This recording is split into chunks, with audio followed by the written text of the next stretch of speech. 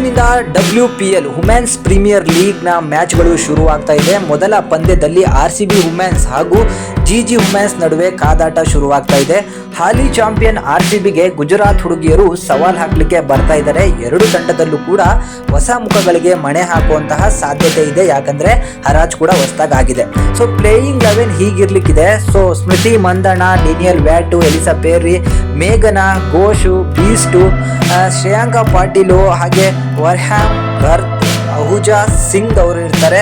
So ಹಾಗೆ GG ಕಡೆ ಅಂತ ನಾವು ನೋಡೋಕೆ ಬಂದರೆ ಗಾರ್ಡ್ನರ್ ಅವರು ಹೊಸ ಕ್ಯಾಪ್ಟನ್ ಆಗಿ ಆಯ್ಕೆಯಾಗಿದ್ದಾರೆ. ಮೋನಿ ಅವರು ಇರ್ತಾರೆ, ವೈಲ್ವಾರ್ಟ್, ಹೇಮಲತಾ, ಡಾಟಿನು, ಡಿಯೋಲು, ಶೇಖು, ಶಕೀಲ್, ಸಿಂಗು, ಮಿಶ್ರಾ, ಖನ್ವರ್ ಇವರು ಪ್ಲೇಯಿಂಗ್ 11 ಅಲ್ಲಿ ಕೂಡ ಆಡಲಿಕ್ಕೆ ಬರ್ತಾರೆ. GG ಅವರು ಹೋದ ಸೀಸನ್ ಅಲ್ಲಿ ಹೇಗೆ ಆಡಿದ್ರು ಅಂತ ನಿಮ್ಗೆ ಎಲ್ರಿಗೂ ಕೂಡ ಖಂಡಿತ ಗೊತ್ತಿರುತ್ತೆ.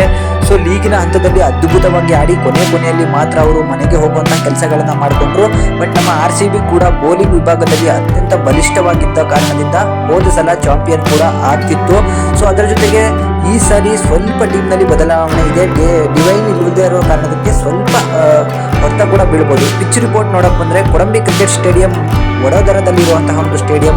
ಇಲ್ಲಿ T20 ಪಂದ್ಯಗಳು ಆದಷ್ಟು ಆಡಲಿಲ್ಲ, ಆಡಿದ್ದು ಒಂದೆರಡು ಆಡಿದೆ, ಅವು ಎಲ್ಲೂ ಕೂಡ ಸಿಗ್ತಾ ಇಲ್ಲ. ಆವರೇಜ್ ಸ್ಕೋರ್ ಬಂದರೂ 140 ಇಂದ 150 ವರೆಗೆ ಹೊಡಿಬಹುದು.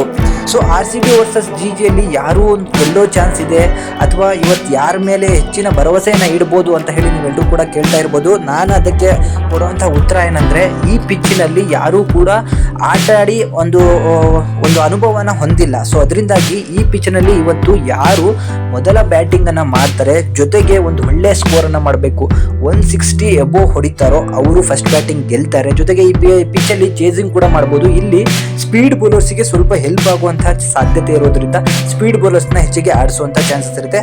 RCB ಫೇವರೇಟ್ ಆಗಿದೆ.